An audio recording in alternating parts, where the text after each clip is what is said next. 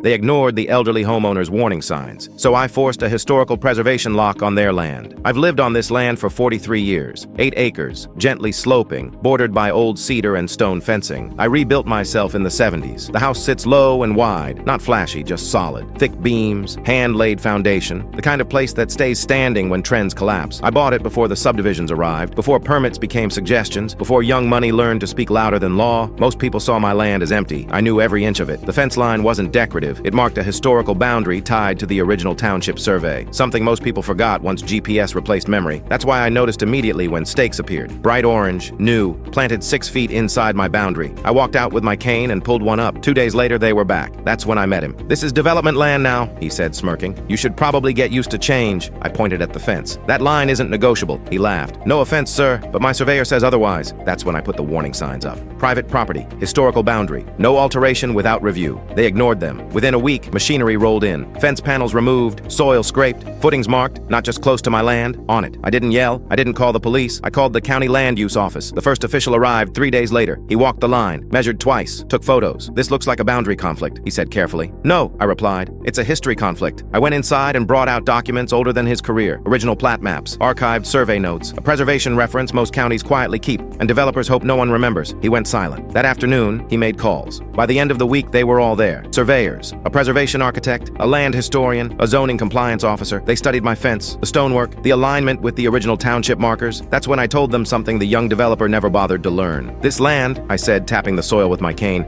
"is part of a recorded heritage corridor. The fence isn't just old, it's protected." The room went still. The officials looked at each other. The young man laughed again. "That doesn't stop progress," he said. "I've got investors waiting." That arrogance sealed it. The preservation officer filed an emergency designation. The zoning department issued a stop work order, and I filed a petition the same day, not to block his project, to freeze it. Court didn't take months. It took 9 days, because historical violations aren't civil disagreements. They're statutory offenses. The judge didn't ask for feelings. He read facts. Unauthorized fence removal, encroachment into a protected boundary, failure to conduct due diligence. The ruling was brutal. Immediate historical preservation lock on the entire parcel. Mandatory restoration of the original fence at developer's cost. Daily fines until compliance, $2,500 per day. Revocation of preliminary development approval, and a public record notation tying the violation to his name. The young man didn't look confident anymore. He didn't look at me at all. His land, once prime development, became untouchable. No rezoning, no resale leverage, no shortcuts, just paperwork and penalties. They rebuilt my fence exactly as it was, stone by stone. Now the land is quiet again. The cedar still stands. The boundary still holds. And every developer in the county knows one thing. Age doesn't mean weakness. Sometimes it means memory, and memory is dangerous. If someone dismissed your warning signs because they thought you were outdated, would you argue, or would you make the law remember you? Like, share, and subscribe for more stories.